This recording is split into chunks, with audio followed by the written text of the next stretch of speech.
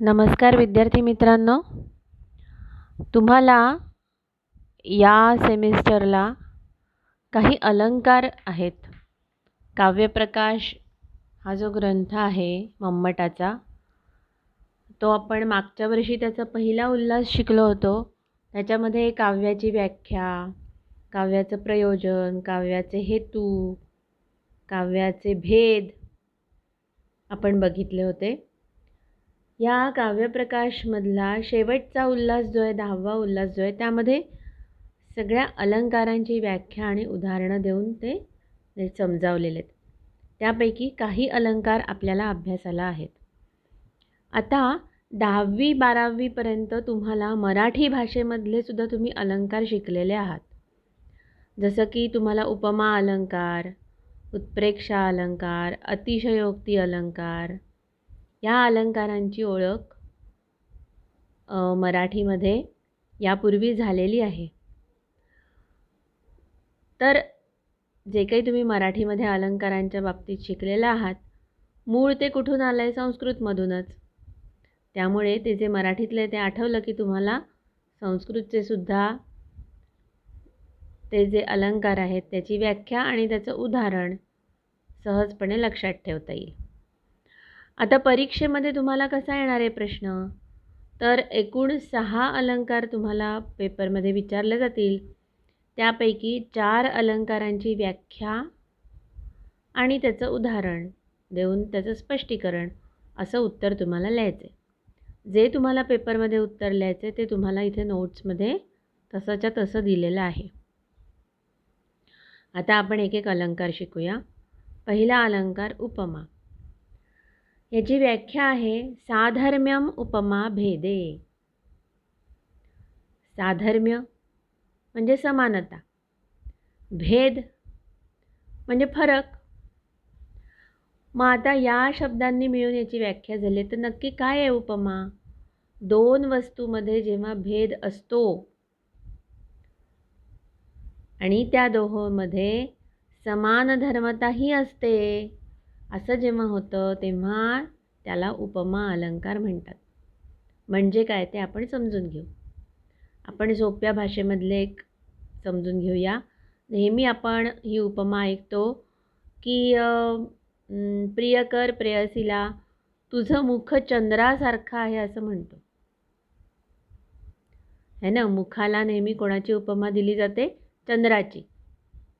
किंवा कधी कधी फुलाची उपमा दिली जाते, है ना. मग आता इथे मुख आणि चंद्र ह्या 2 गोष्टीमध्ये फरक आहे की नाही? भेद आहे की नाही? आणि शिवाय त्या दोहोंमध्ये समान धर्म काय आहे? तर सौंदर्य. आलं लक्षात? म्हणजे उपमा हा अलंकार आहे हे सांगण्यासाठी मुळात त्या 2 गोष्टी वेगळ्या वेगळ्या पाहिजे, पण त्याच्यामधला कुठला तरी गुणधर्म जो आहे तो समान असला पाहिजे. आता उपमेची 4 अंग कोणती ती पाहूया. उपमेय, उपमान, सामान्य धर्म आणि साम्यवाचक शब्द.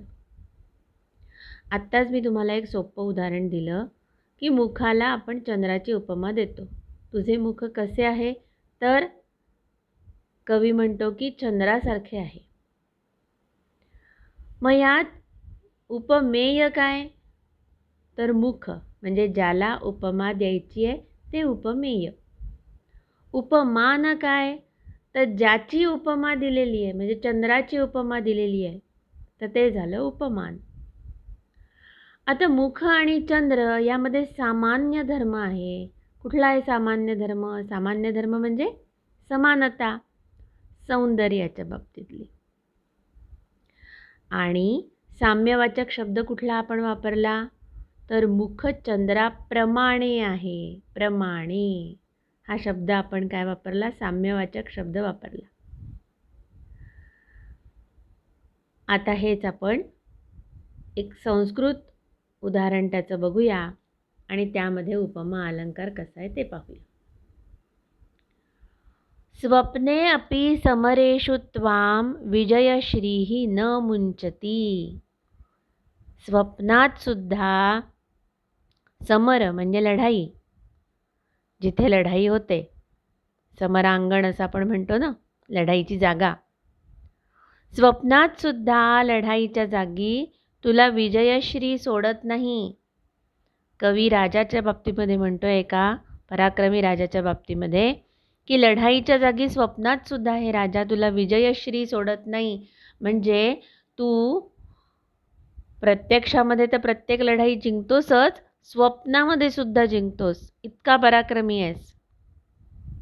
कुणाप्रमाणे?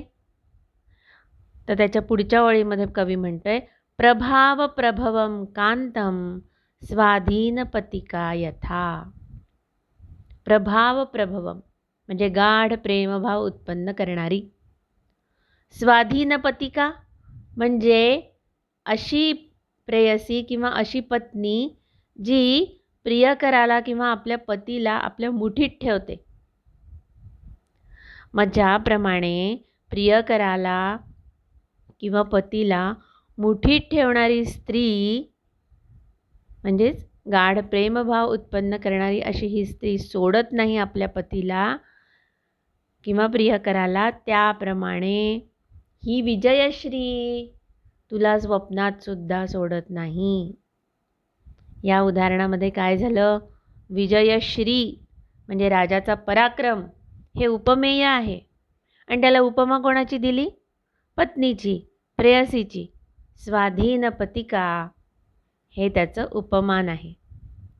मग या दोघांमध्ये समान धर्म, साधारण धर्म कुठला होता?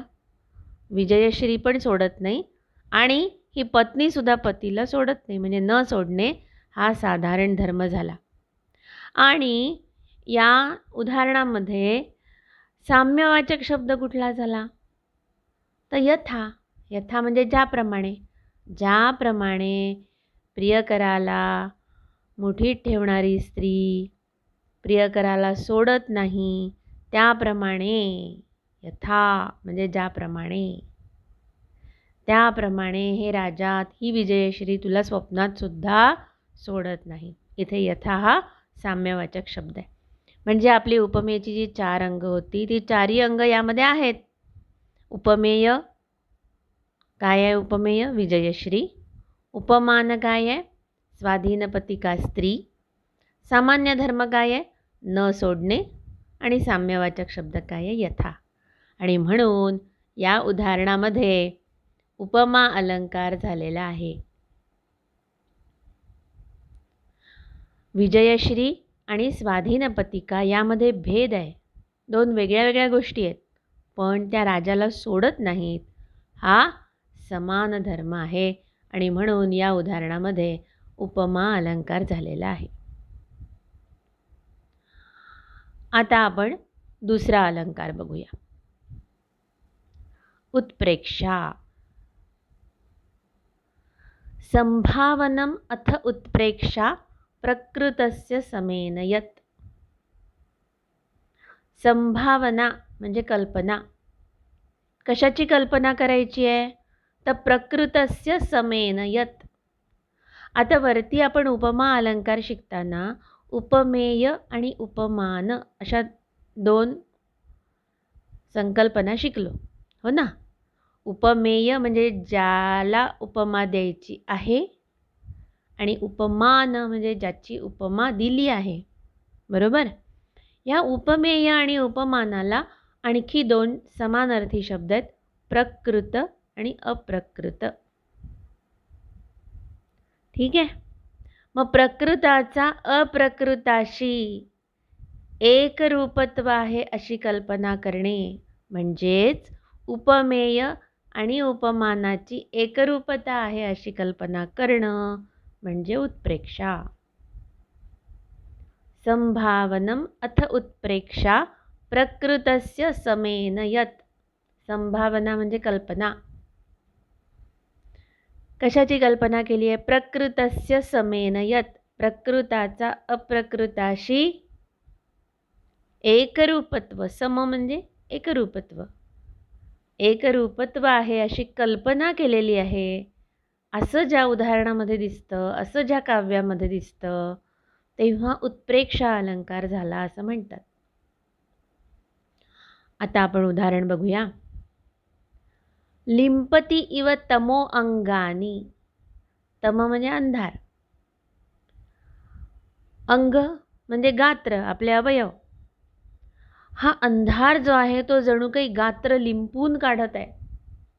आपण कसं लिंपण करतो घराला, शेणाने सारवतो, हो ना, कुडाची घरं जी आहेत त्याला मातीनी शेणाने लिंपतो, बरोबर आहे. ते जे लिंपण आहे त्याप्रमाणे जणू काही इथं अंधार आपली गात्र जी आहे ते लिंपित आहे. वर्षती इव अंजनः नभः. आणि नभ म्हणजे आकाश, अंजन म्हणजे काजळ. इथे आकाश जणू काही काजळाचा वर्षाव करत आहे. रात्रीचं वर्णन आहे हे. किती आहे गडद रात्र, किती अंधार आहे. इतका अंधार आहे की जणू काही अवयवांना तो लिंपत आहे, चिपकला आहे तो अंधार. अगदी काही म्हणता काही दिसत नाही आहे त्या अंधारात समोरचं.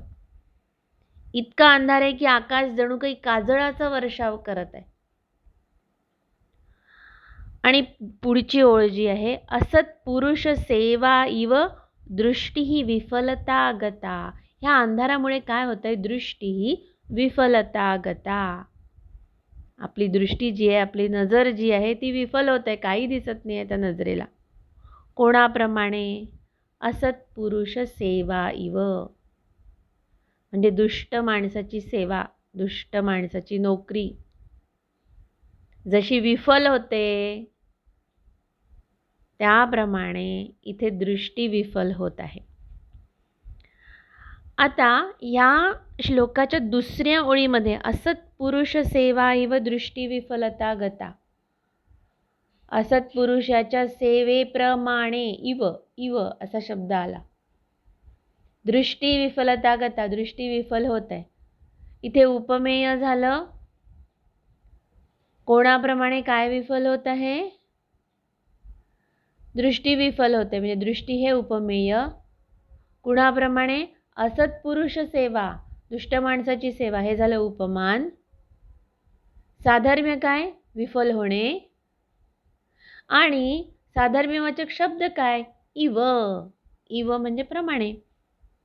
म्हणून या दुसऱ्या ओळीमध्ये उपमा अलंकार झाला, जो आपण पहिल्यांदा शिकलो होतो तो उपमा अलंकार झाला.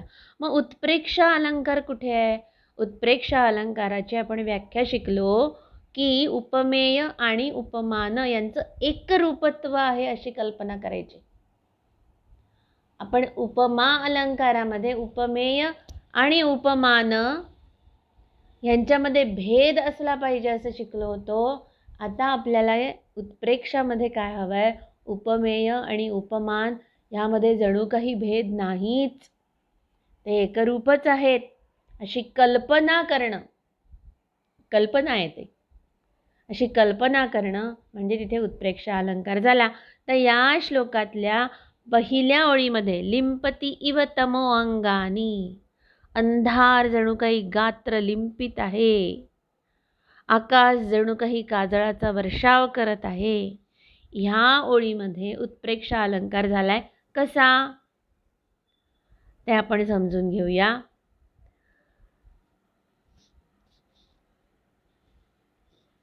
आता हा जो काळोख आहे तो अंग सारवत आहे, म्हणजे जिकडे तिकडे अंगाभोवती अंधकार पसरलेला आहे, पसरला आहे. ही क्रिया इथे लपलेली आहे, अनुक्त आहे. त्याच्यावर सारवण्याच्या क्रियेची कल्पना केलेली आहे. आकाश जणू काही काजळाचा वर्षाव करत आहे. याचा मूळ अर्थ काय आहे, गडद अंधकाराने आकाश अगदी कोंदून गेलेलं आहे. इथे कोंदून जाणं ही क्रिया न सांगता आकाश काजळाचा वर्षाव करत आहे असं म्हटलंय. म्हणजे कोंदून जाणं ह्या क्रियेवर वर्षाव होणे ह्या क्रियेची कल्पना केलेली आहे. आणि म्हणून इथे उत्प्रेक्षा अलंकार झालाय. आज आपण दोन अलंकार शिकलो, एक उपमा आणि एक उत्प्रेक्षा. आपल्याला परीक्षेमध्ये लिहिताना त्याची व्याख्या पण लिहिता आली पाहिजे आणि त्याचं उदाहरणही स्पष्ट करून सांगता आलं पाहिजे.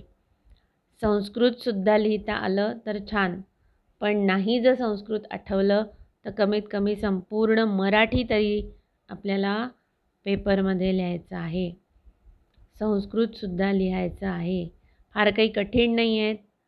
तुम्हाला हे जे अलंकार आहेत त्याच्या व्याख्या छोटे-छोटे आहेत आणि 2-2 ओळीचे श्लोक आहेत.